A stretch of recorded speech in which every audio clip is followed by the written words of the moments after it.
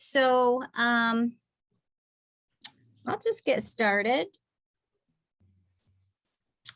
So if you're on, you realize that the Small Business Administration, the SBA, had this great program earlier in the year, and it's called the Loan Forgiveness Program, which, you know, generally we don't have those two words in one sentence.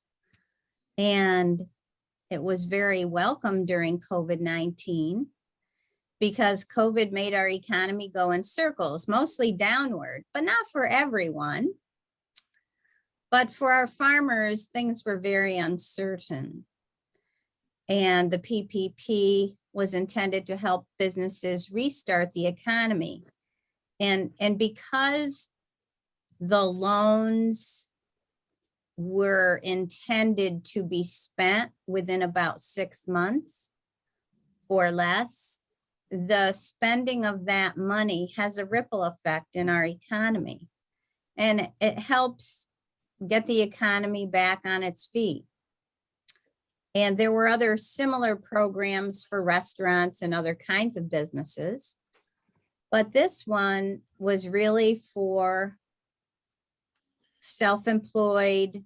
Round 3 that a lot of farmers took advantage of was for self-employed people, and they changed the rules at the end of January to allow the calculations from net to gross, but they put a cap of 100,000 on it for each individual. So as we know, farmers don't have trouble spending money. So this was a great program for farmers. So the procedures to receive forgiveness on a loan, there are several forms to use.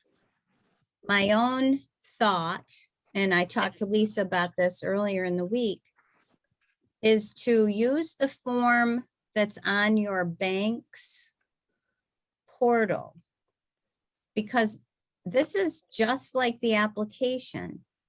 Everything is online. Mm-hmm. If you have trouble doing that, you can most likely take a copy to the bank and they will upload it for you.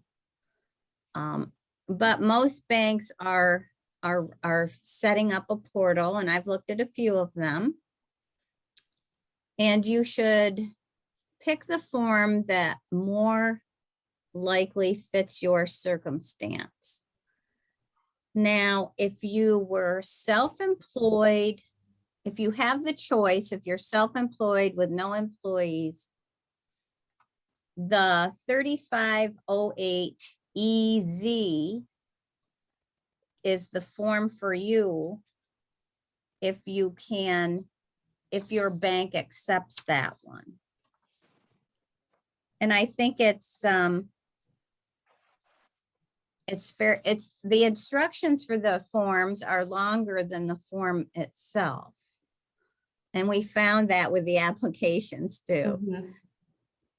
So anyway, any of the forms are short. That's what I would say. Any of them are short. And they'll all accept electronic signatures and the whole form electronically. Now, if you had a person at the bank that helped you, then I would return to that person if you can. So the time frame of doing this. Now, most of these third round applications were deposited at the end of March or the beginning of April. So your covered period is 8 to 24 weeks after disbursement of the loan. And so you don't have to make any payments during this time. You may see some interest added eventually to this loan, but you're not responsible for any payments at this time. And you won't be responsible to make any payments if the forgiveness application is forgiven. If only a portion of the loan is forgiven, then you would have to repay that portion. But my feeling is I can't think of too many. If you just don't do it, then you're going to have to pay if you don't file the forgiveness application. So it's a short form and it doesn't take a lot of time. And for the money involved, it'll be well worth doing the forgiveness application. So interest accrues during the time between disbursement of the loan and the SBA remittance of the forgiveness amount. But you're only responsible for paying the accrued interest on any of the portion of the loan that was not forgiven. And the lender will notify you of all this after you submit the forgiveness application. So I know most of you see something on your bank statement or you're getting a bank statement. And if you do online banking, you might see this SBA loan listed as a loan on your account, which it is. It is a loan on your account at this time. So it's there and the interest rate is 1%. And it may be accruing, but it will be forgiven if the paperwork is done in a timely manner. Any comments, Lisa, on that? Correct. Yep. When they apply, they can, they can choose an 8-week or a 24-week period, but you're correct. If they see there's no payment due until the forgiveness, till the payment's received. So you're correct on that. Okay. Yep. So the borrowers may submit a loan forgiveness application anytime before the maturity date of the loan, which is either 2 or 5 years from loan origination. But my hope is that with our farmers here in Delaware County, there were 72, according to the SBA, that received a PPP loan. I want our farmers to try to get the forgiveness done this fall. Mm-hmm. And when things slow down with crops, it will be an easy thing to work on, and it won't take long. But if a borrower does not apply for loan forgiveness within 10 months after the last day of the borrower's loan forgiveness covered period, so that's 6 months plus 10 more months, Yep.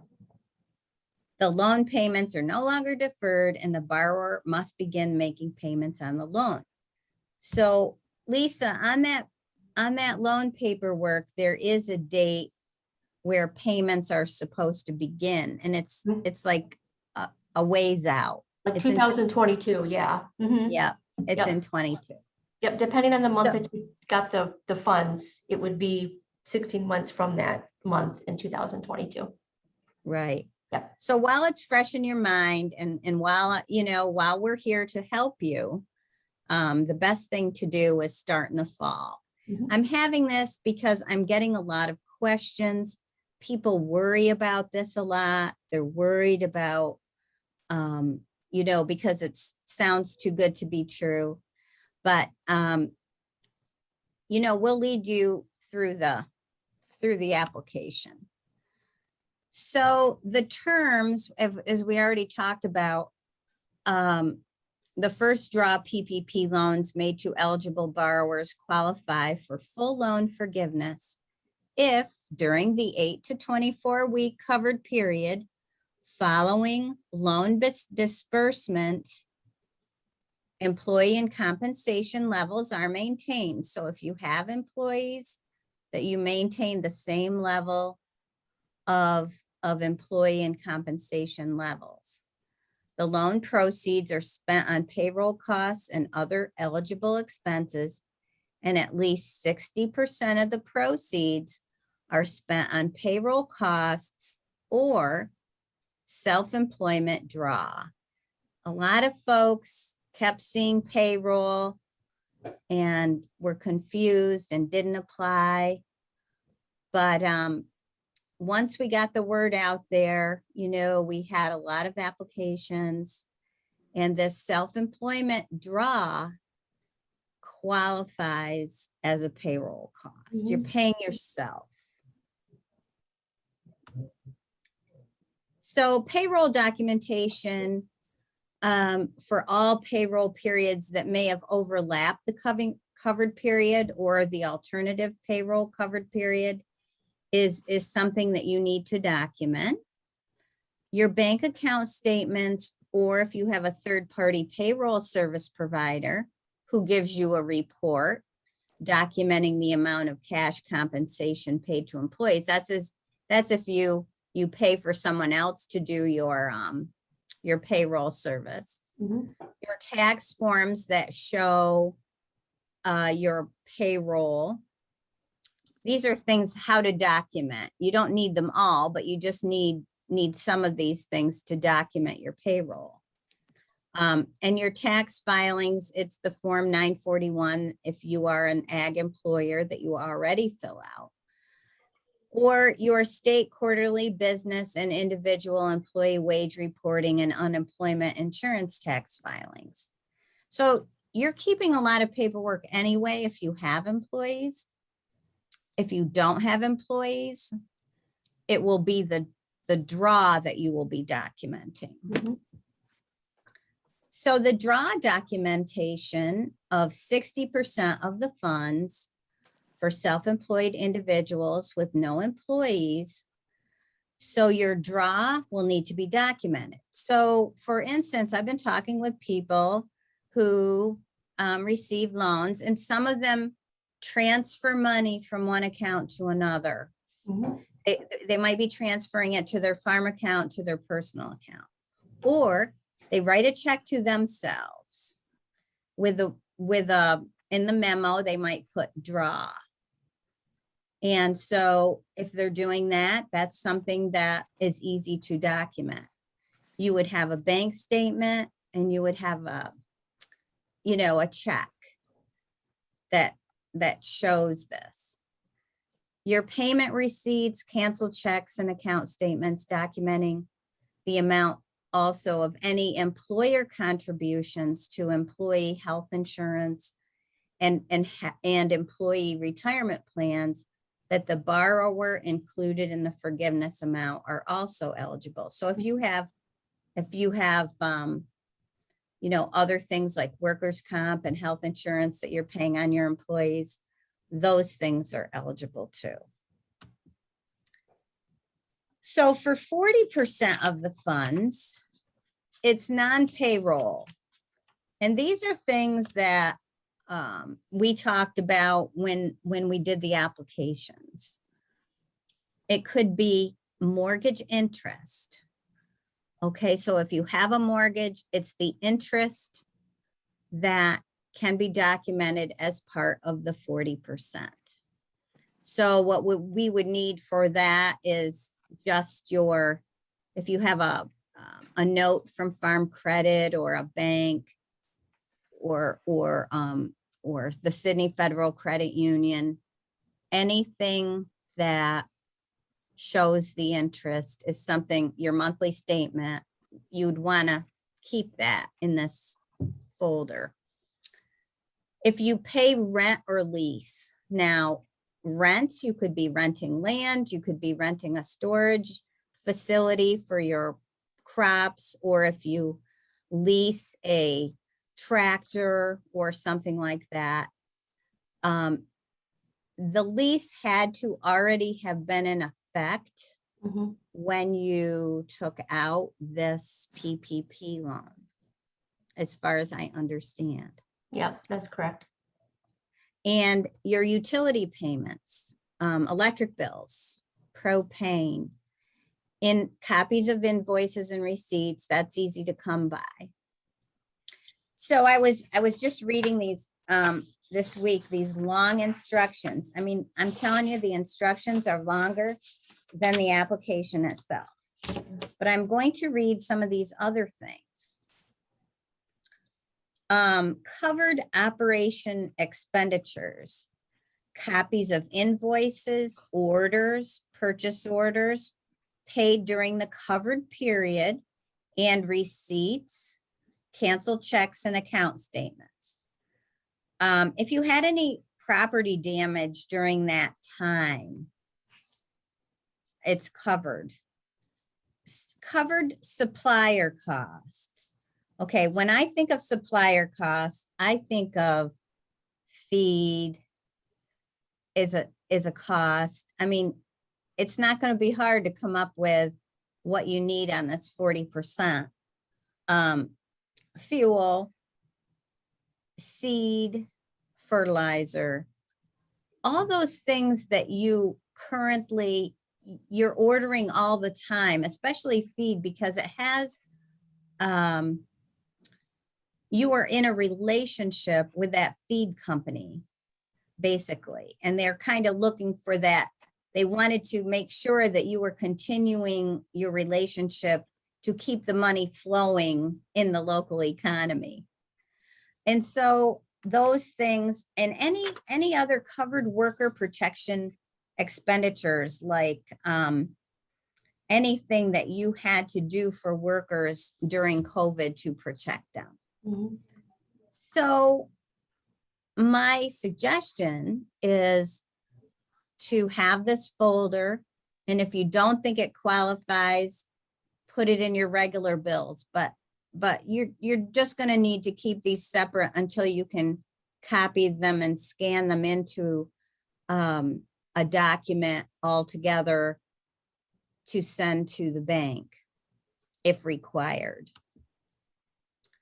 So we talked about interest and rent and eligible utility costs incurred prior to the cover period and paid during the cover period. So that would be like an electric bill. You know, your electric bill is calculated, you know, you're always paying, you're always behind a little bit. You know, you're paying for the previous month. Payments of interest on business mortgages on real or personal property are eligible because those things are secured by either a vehicle or land. But interest on unsecured credit like feed bills is not eligible. So you can take the feed bill itself, but not the interest. You can take the feed bill for the supplies, but not the interest. It's just one of the rules. So any interest on unsecured credit incurred before February 15th is a permissible use of PPP loan proceeds, but it isn't eligible for forgiveness. So we're only really interested in the stuff that's eligible for forgiveness. Okay, so just keep that in mind. So leases, if a lease existed prior to February 15th of 2020, if it expires and is renewed, the lease payments made during the covered period are eligible for loan forgiveness. So if a mortgage loan on real or personal property existed prior to February 15th, is refinanced on or after February 15th of 20, the interest payments on the refinanced mortgage loan during the covered period are eligible for loan forgiveness. So these are just clarifications of all the different categories of things that you can get forgiveness on. The entire electricity bill payment is eligible for loan forgiveness, even if the charges are invoiced separately. Some people get two bills. They get one for the service and they get one for the power itself. So, and it also includes gross receipts, taxes. Now, I don't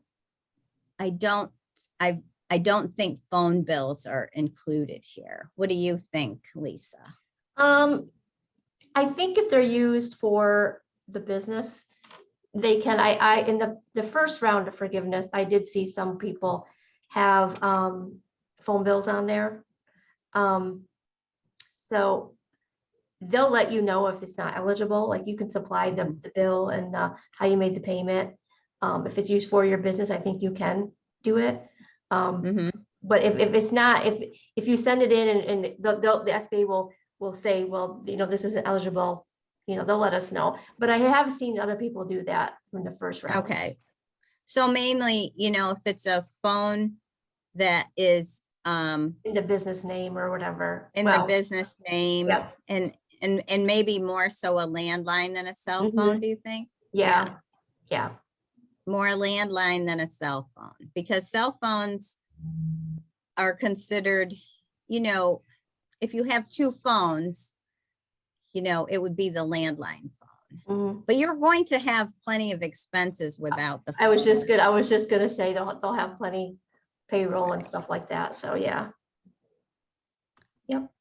Okay, so if you did get an EIDL payment, recent legislation eliminated the original requirement to deduct the amount of the EIDL advance you may have received from your PPP loan forgiveness. So you can forget about subtracting the EIDL payment. You're going to try to get full forgiveness on your PPP loan itself, the total amount. Mhm.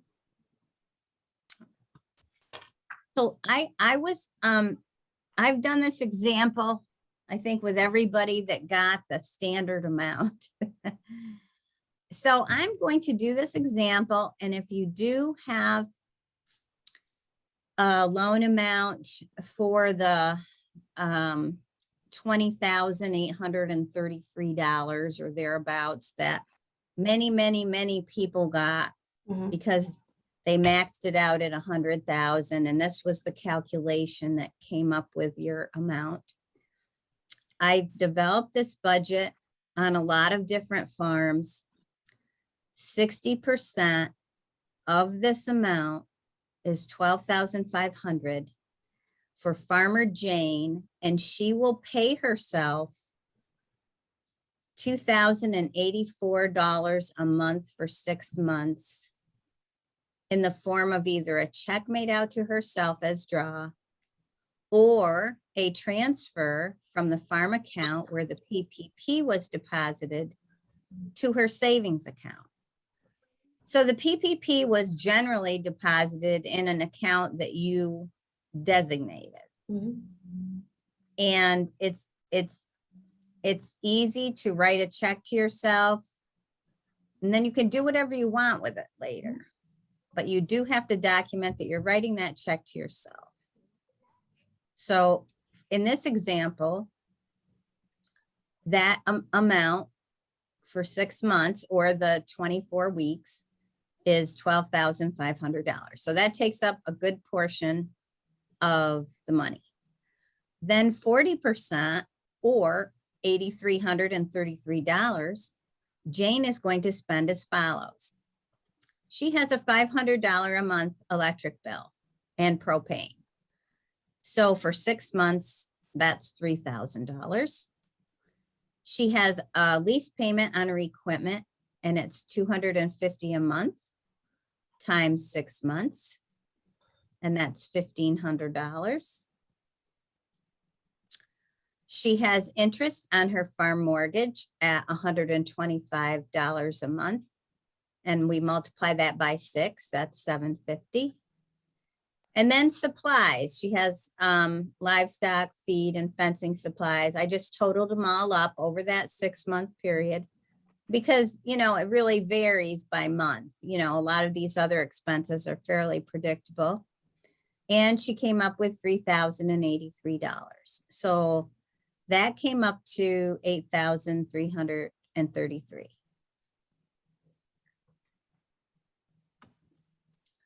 Record keeping is needed. So I'm saying keep all your records that you think that you would be putting into this PPP forgiveness application in a separate folder that's easily accessible. You know, just shove those receipts in there, at least for now. And keep your bank statements, you know, handy. Most people have a home for their bank statements. Many people don't get a printed bank statement anymore, but you should print one out for these 6 months if you don't get one. So I like paper. I like to see my bank statement every month. I like to balance it out and make sure I didn't make any big mistakes. So keep those handy, and any other documentation with employment, any of your employment for your, you know, payments to your employees. So when we get to that point, you can scan all your documents into a file, or you can just keep them in that file, keep a copy of them in that file, at least make another copy, because there may not be a need to provide all the backup to this, but it needs to be available if they come to audit your application. And I'm going to let Lisa talk about that a little bit. Yes, during the, I've been working on the forgiveness for the first round still. I still have some members that haven't applied yet. And actually today, I just got another request from the SBA that they wanted to loan review someone's application. So it started out back in, I think it was August of last year, that they started accepting PPP applications. You had to show payroll receipts, you know, if you did only 60% of payroll, you had to show those payroll. And then like Marian was saying, the other 40%. And then over time, they changed that where they just did this simple form, the 3508S form, where you didn't have to show any of that. So, but even though, regardless of whether you had to show payroll receipts or not, the SBA can pick anybody's application anytime and loan review them. So at that time, we might have to ask you for those documents. That's why it's very important to keep track of them. Okay. So I've just seen that they can, you know, it does say in, you know, the verbiage that we get, you know, on a daily basis, that they can loan review anybody at any time for any loan amount. So it doesn't have to be, you know, like Marian was saying, most of the, you know, the farmers max out at 100,000, so they got 20,832 or something like that. So just keep track. And if you're writing yourself a check, if you want to write in the memo, payroll week 1, payroll week 2, that's fine. But, you know, just keep good records on that. Any other questions on that?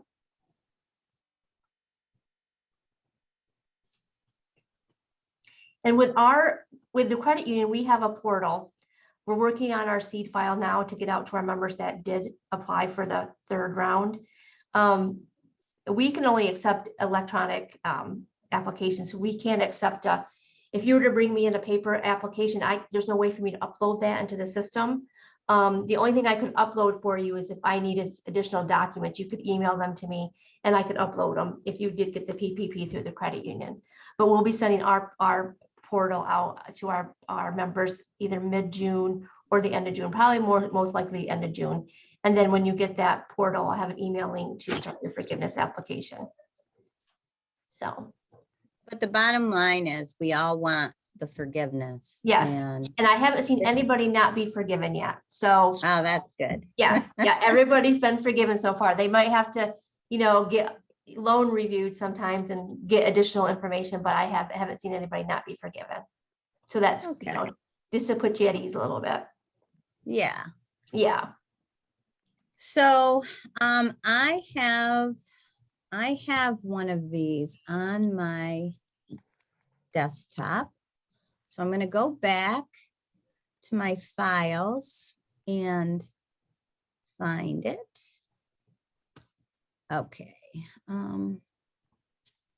Let's see. Here it is.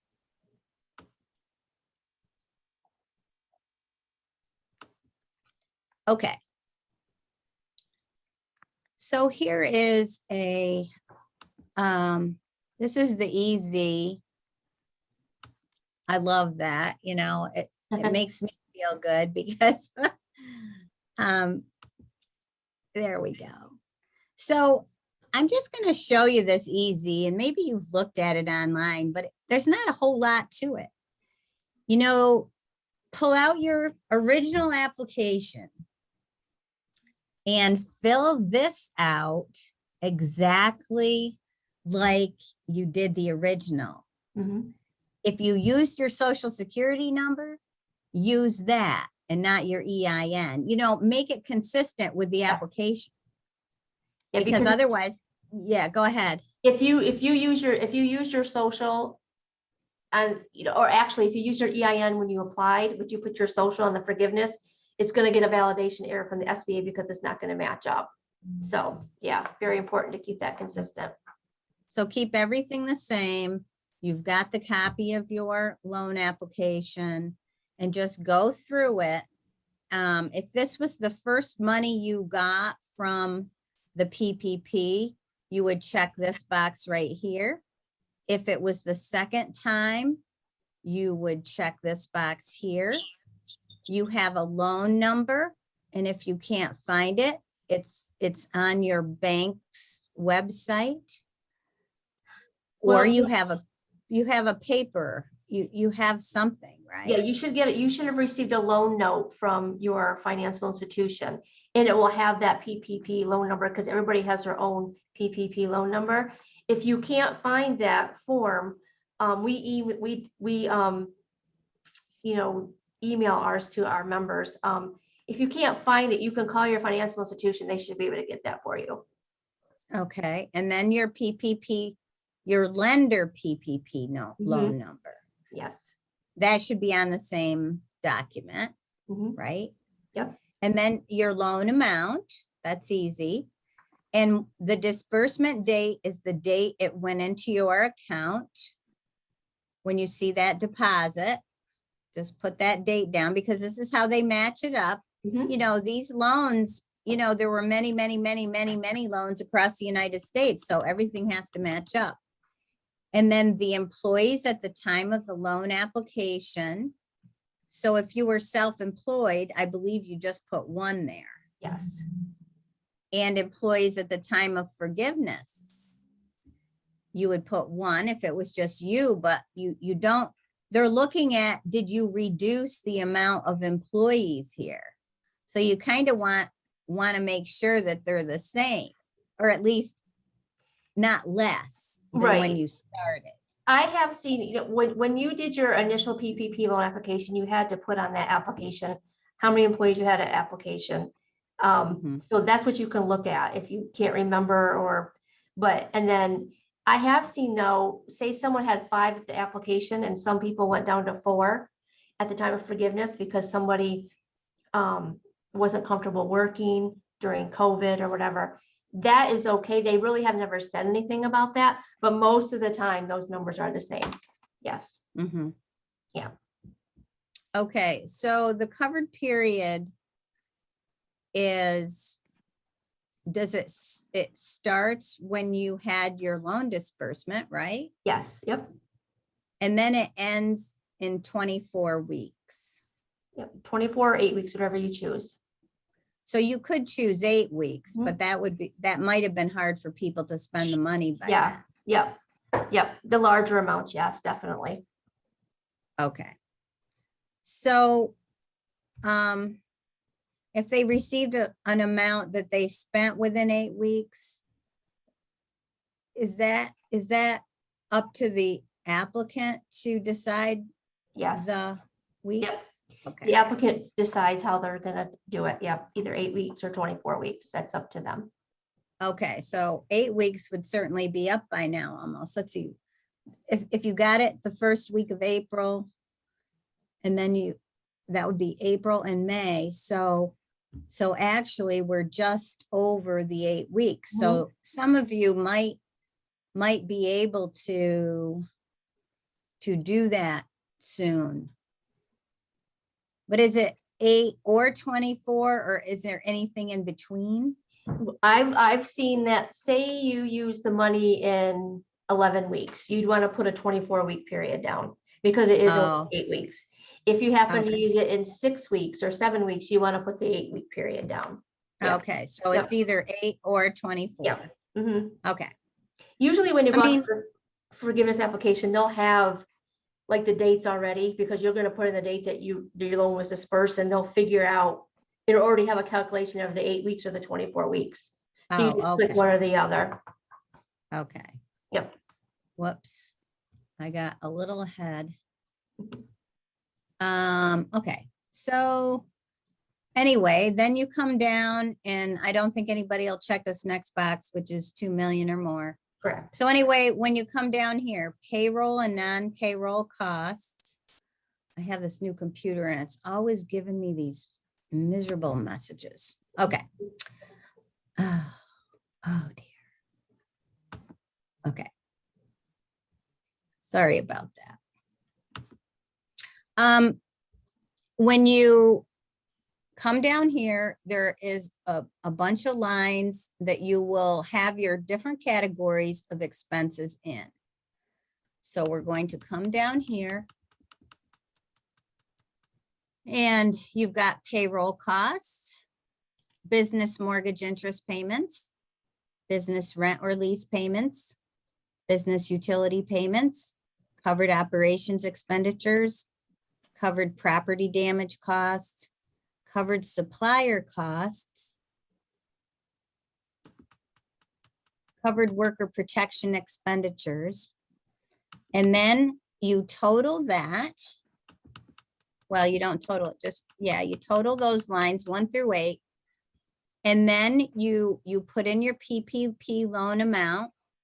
And then your line 11, payroll costs 60% requirement. That's how much your payroll cost has to be. And then your forgiveness amount, enter the lines, the smallest of lines, 9, 10, and 11.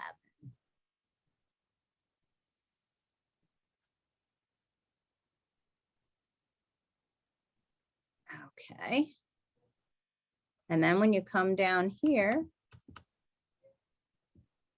you answer all these questions that some of them, you know, you'll know how to answer them when you get done with the first. Sure. The dollar amount for which forgiveness is requested, which does not exceed the principal payment of the PPP loan. And then you kind of verify, you have to initial these like you did on the application. It includes a payroll cost of 60% and the owners are more than 5% ownership, that kind of thing. That the funds were knowingly used, that if the funds were knowingly used for unauthorized purposes, the federal government may pursue recovery. You know, it's just kind of this question and answer for truthfulness. The borrower did not reduce salaries or hourly wages by more than 25% for any employee during the covered period. The borrower has verified payments, blah, blah, blah. You've submitted to the lender the required documentation, you know, so it just goes down through here. And you know, you're not making any false statements and you've got tax documents to back it up. So it's just really documenting things and then making sure that you are doing the right thing by this application. I think we're getting some feedback if somebody doesn't have their mute on. Let's see if I can fix that.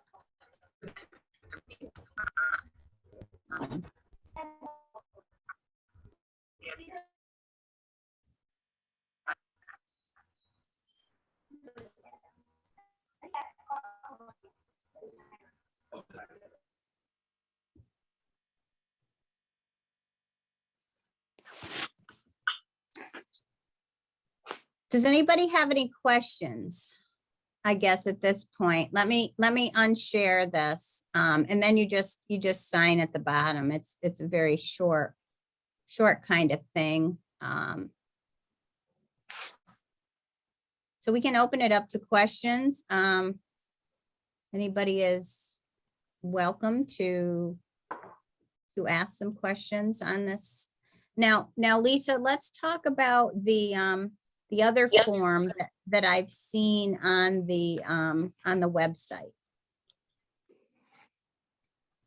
What's that form? Oh, it's the it's not the EZ, it's the 3508S? yes. Yeah, I think when they changed when they first did it, it was the 3508 or the 3508 EZ for the first round, and then they brought into the 3508S. So I think a lot of people are going to be using that. And that's the form where you don't have to show any proof of payroll. You just have to put in whatever. If you choose that form on the portal, like I said, I can't see what the questions are in our portal. I just get that when I get the application in, it says received. It looks like it's very, you put in what your PPP loan amount was, your covered period, your SBA loan number, your disbursement date, how many employees you had at the time of forgiveness, application and at forgiveness. And then when I get it in, it will say received, and I just verify all that information. And then what happens is I lender approve it, and then an email goes out to our member from our vendor email address, so you can sign the application. And then once you sign that application, it comes back and it goes directly into the SBA. And the SBA said they have 90 days to process the forgiveness application. Sometimes they do it within a week. Sometimes it takes a little bit longer. So it all depends on what, how inundated they are, or, what their process is when they receive those applications in. But I think I haven't heard anything about them changing any process the third time around. So I'm thinking it's going to be the same way, like the 3508S form. It's going to be a lot of forms of what people use to do their forgiveness. And there's not much to it at all. It's just a shorter version of the easy form. I don't think they have so many questions on there, what I've heard people say, members say, so. Yeah, I would agree. I got onto another bank that I know processed some of these, and they had a portal up. And I believe it was the S form. Yep. And basically there weren't as many lines. And you had the two categories mainly. I think it was just payroll and supplies and expenses. Yep. And you signed it. And then I think the questions, all the other questions I think were there. Yeah, you have to Because, initial. Yes. It being federal money, they want to know that you used it, you spent it, and you will continue to save that documentation for how long, Lisa? Is it 5 years? Yes. Yeah, yes. And I think most people, when they apply, I mean, I could be wrong, but most of the people I see when they apply, most of them use it all for payroll. So, if you use it all for payroll and you document it, to save it in case you have to show proof, you should be fine. But yes, I would say that, having them save their paperwork, or we save our paperwork. No, I would. Can I ask a question? Yeah, sure. Hi, I'm the one that says iPhone. What did I just understand? You said that you can use the funds for 100% payroll. It doesn't have to be split 60% payroll and 40% non-payroll. Correct. You can use it all for payroll, but they just ask you that you use at least, if you're not going to use it all for payroll, you have to use at least 60% for payroll. Okay, but most great. people use it all for payroll. Okay, thank you. You're welcome. So even with the self-employed, yes, they can do that too. Yep. So it just depends on your individual circumstance. Sure. How you used it. A lot of people didn't want to they had bills they wanted to pay with it. So they didn't use as much for payroll. So anyway, I asked that question of the SBA in Binghamton. And her standard response is they have to use at least 60% for payroll. Yeah. But she wouldn't actually tell me that it could be 100% for payroll. Mm-hmm. Yep. People, yeah. And I get confused sometimes with, well, I have this bill. If the bill doesn't qualify under what the, qualifications are, I'm like, well, think about it as I get paid, I get a paycheck. I pay my bills with my paycheck. So if you're paying yourself your payroll, you can pay those bills with your paycheck. So That's I think, yeah. So I think a lot of people just end up using it fully for payroll. And there's some that did use, here and there for, rents and leases and stuff like that. But then you have to show your rents and leases, contract, things like that. So most people use it for payroll around here. Most. Okay. Yep. So I guess that's a lot clearer. But if you do want to use it for other bills and you feel like you have utilities and they're easy to document or interest, that kind of thing, you can do that too. It's all your preference. So do we have any other questions? Mm-mm.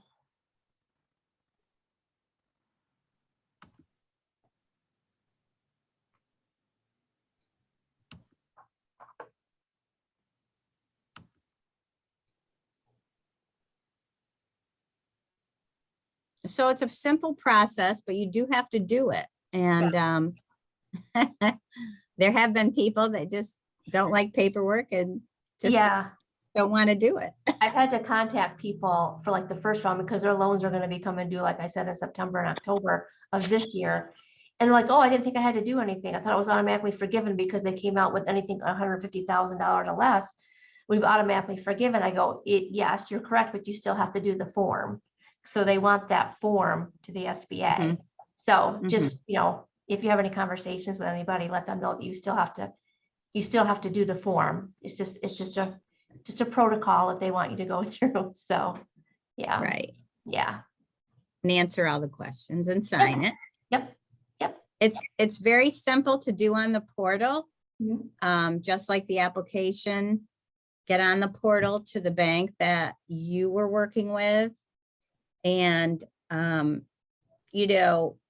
try to keep in mind that by fall, you will really want to make sure that you've started doing this, you've got your documentation down, your bank statements where you've either transferred the money over to yourself or paid the payroll expenses of the people that work for you. And hey, I think that's probably the easiest money anyone ever got. Yeah. Once you use all your money, whatever covered period, once you're done with your covered period and you've used it all, then go ahead and apply for forgiveness. That's what I would do. Get it done. You don't have to worry about it, but you want to make sure you use all your funds first. So in the event that, just say somebody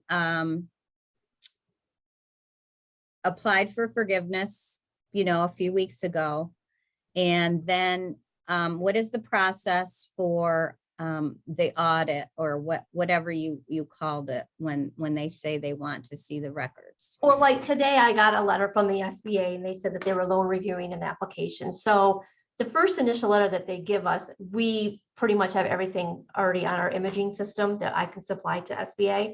So what they want is like your PPP application, it's a certified transcript that we have to fill out. It's a form that we have.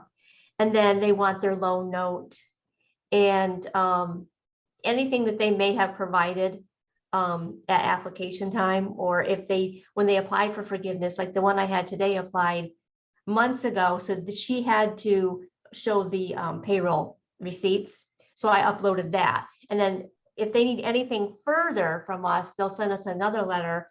And if it's not something that I have, I reach out to the borrower for it. So, but I do let our member know. I send them the letter that we got from the SBA, letting them know that they are being loan reviewed. And at this time, they don't need to do anything further on their end, that we can supply what they're looking for at this time. But we would let them know if we need anything further. So that's how that goes. And sometimes though, if if they don't feel that they used 100% for payroll, like the 60%, they're gonna ask for the utility bills, the rents or whatever. So you're gonna have to get all that information together. So that's why it's good to keep that all together along the way, like you were saying, in case I do have to submit that for loan review. So that's how that process works so far. Well, that's good to know. And it Yeah. doesn't sound too alarming. You know, if No. you're reviewed, No. you've got your documentation. It's just all And- random, they say. So it's nothing that Oh, they're, it's all random. it's all Okay. random. Yep, they pick anybody they want to. Yeah, I'm gonna pick up this, I'm gonna pick this file, I'm gonna loan review them. So, yep. Well, gee, Lisa, it was great to work with you on this. And it was you're nice welcome. that we had, I think we had like 13 or 14 folks. That's great. Probably people are going out to hay it. So for those who might be interested to see this again, it will be on our YouTube channel at ccedelaware.org, along with other recordings that our team has done since COVID began and even before. So if there's a topic that you're interested in, it's probably on there. But I did want to thank you so much, Lisa, for taking the time with us today. And I'm just grateful that farmers were able to take advantage of this program. It's, you know, it's beyond wonderful for Yes. them. Thank you for having me. And we did see a lot more farmers apply this time around too, so which was really nice to see. Oh, that's great. Yes. That's great. So if there are no further questions, I will probably sign off, and I thank you all for coming. I did have one more thing, one more slide. Let me just go back for our contact information.